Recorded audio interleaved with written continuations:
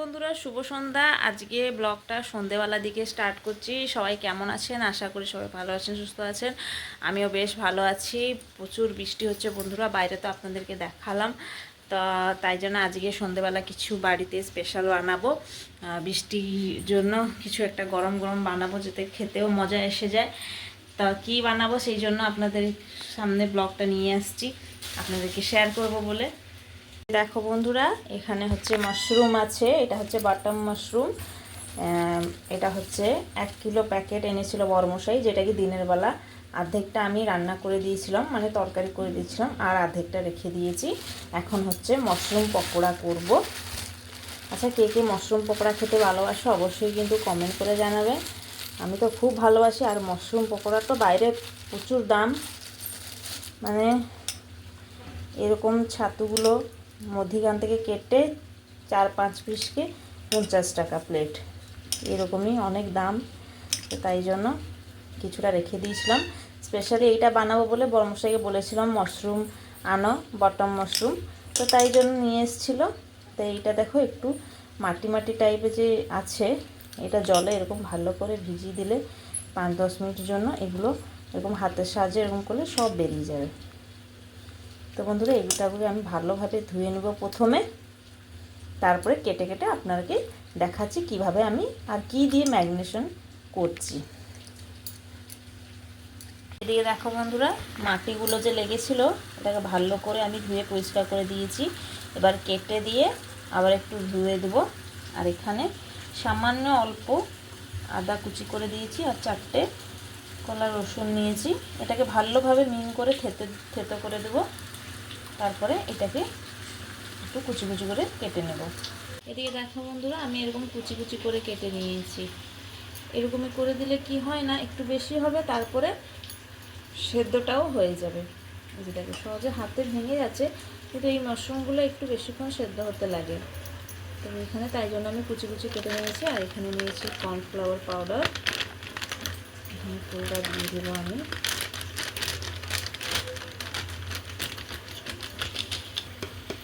এখানে দেখো বন্ধুরা, স্বাদ অনুযায়ী নুন দিয়ে দিয়েছি।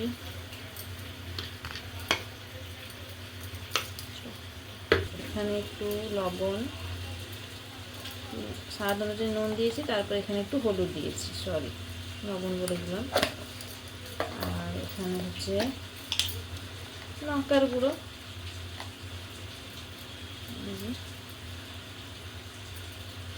লঙ্কার গুঁড়ো একটু দিয়ে দিয়েছি। তারপরে একটু ফুড কালার আমি নিচ্ছি। আপনারা চাইলে নাও নিতে পারেন, কিন্তু আমি একটু ব্যবহার করছি, কেননা দোকানের স্টাইলে পুরো একটু বানাবো বলে ফুড কালার একটু নিচ্ছি, সামান্য একটু নেব। এবার দেখো বন্ধুরা, সব কিছু নিয়ে নিলাম। এবার ভালো করে এরকম হাতে মাস করে করে মাখিয়ে নেব। আর জল দিব না, কারণ এর মধ্যেই জল বের হবে। আমি কিছুক্ষণ রেখে দেব, অন্তত 5 মিনিট রেখে দেব। এর মধ্যেই জল বের হবে।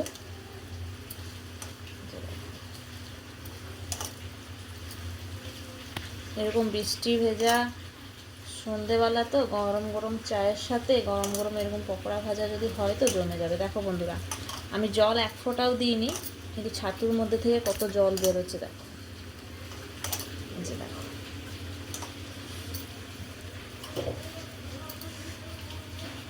দেখলে বন্ধুরা কত জল বের হচ্ছে। তারপর এখানে যে আদা রসুন থেতো করে রেখেছিলাম সামান্য পরিমাণে একটু দিয়ে দিলাম, ব্যাস আর কিছু দিতে হবে না। দেখো বন্ধুরা কত জল বেরিয়ে গেছে। এটা একটু 5 মিনিট জন্য রেখে দেব। রেখে দিলে মশলাগুলো নুন ভালো করে এর মধ্যে অ্যাবজর্ব হয়ে যাবে।